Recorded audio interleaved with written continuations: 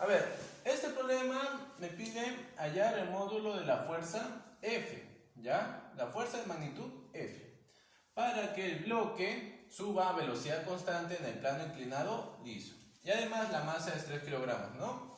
A ver, que te digan que el bloque sube a velocidad constante es que está en MRU, ¿no? Cuando el bloque está en MRU, significa que está en equilibrio, ¿ya? A ver, entonces, para que el cuerpo esté en equilibrio, tiene que cumplir la primera condición del equilibrio, que me dice que la sumatoria de fuerzas tiene que ser 0. Ojo, la sumatoria de fuerzas que están sobre el cuerpo, ¿no? En este caso, el bloque. Entonces, vamos a hacer primero el DCL, el diagrama de cuerpo libre. A ver, la primera fuerza que observamos es la fuerza F, ¿no? La fuerza de magnitud F, ¿ya? Que es la que me piden.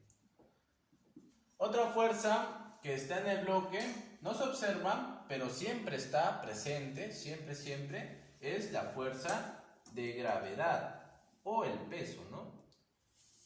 Peso o fuerza de gravedad que siempre va a ser vertical y además que apunta hacia abajo, ¿ya? Bien, ahora, ¿qué otra fuerza observamos? Nos damos cuenta que el bloque está en contacto con el piso, ¿no? Obvio, pero el bloque le ejerce una fuerza al piso, ¿no? Pero el piso también le ejerce una fuerza al bloque, ¿no? Acción y reacción. Entonces, nosotros vamos a graficar acá la fuerza que ejerce el piso sobre el bloque, ¿ya? Que sería la fuerza normal, ¿ya? La normal o fuerza normal, que siempre se va a graficar del piso hacia el bloque, ¿no? O sea, va a tener este sentido, ¿sí? Apuntando hacia el bloque. Además, también cumple una cosa muy importante, ¿sí? Que siempre va a formar 90 grados, ¿no? La fuerza normal forma 90 grados con el piso. Acá voy a colocar fuerza de gravedad y acá fuerza normal, ¿ya? Como el cuerpo, chicos, está en equilibrio, quiere decir que la sumatoria de fuerzas es 0, o sea que la resultante va a ser 0. Recuerden que la resultante es la suma de las fuerzas. Recordemos que las fuerzas son vectores, ¿ya? Entonces utilizamos la teoría de vectores. Recordemos que cuando los vectores están acomodados de esta manera, ¿ya? Es un ejemplo nomás, ¿no? Si los vectores están acomodados así, consecutivamente, uniendo cabeza con cola y formando una figura cerrada, miren, forma una figura cerrada. Entonces, cuando sucede eso, quiere decir que la resultante va a ser efectivamente 0, ¿ya? Va a ser 0. Y es lo que nosotros sabemos que se cumple acá, porque el cuerpo está en equilibrio. Entonces, ¿qué tiene que ocurrir? Que tienen que formar una figura cerrada y tienen que estar consecutivos, ¿no? Uniendo cabeza con cola. Acá obviamente no se ve, ¿no? Porque tú estás viendo acá y tú me dices, ¿dónde hay una figura? ¿Ya?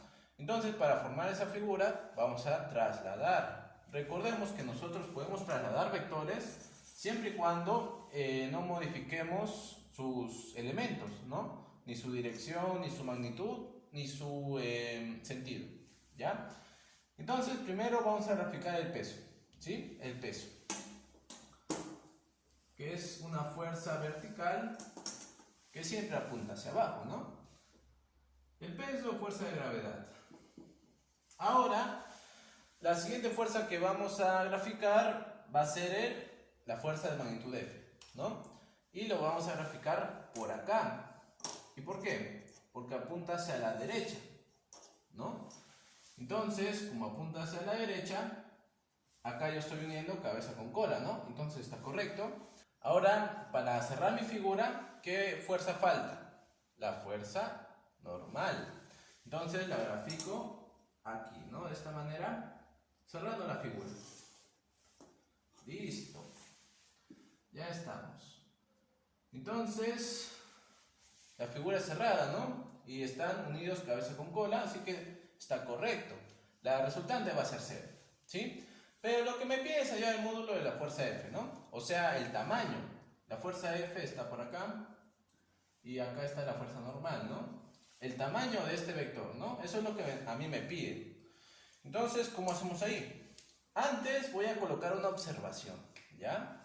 Voy a colocar una observación muy interesante, la verdad. Miren, aquí tenemos un plano inclinado, ¿sí o no? Va a haber un ángulo de inclinación que en este caso es 30 grados, ¿ya? Entonces, siempre va a ocurrir esto. Miren, acá voy a trazar una línea vertical, ¿sí? Como acá es 90 grados, chicos, esta línea vertical va a formar 90 grados con la horizontal, ¿no? O sea, por acá es 90. Entonces, como acá es 30, acá va a ser 60, ¿no? ¿Sí o no? Pero acá también es 90 grados. Y como acá es 60, acá es 30. Ah, mira, qué interesante. Eso inclusive lo voy a colocar como una observación, ¿ya? Cuando tenemos, chicos, un plano inclinado, o sea, acá hay un ángulo de inclinación, siempre, chicos, la fuerza normal, ¿ya? Esta es la fuerza normal, ¿sí o no?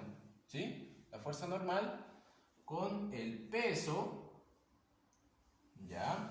Entre esas dos fuerzas va a estar el mismo ángulo que el ángulo de inclinación, ¿no? O sea, si el ángulo de inclinación es θ, entonces este ángulo que está entre la normal y el peso también va a ser θ.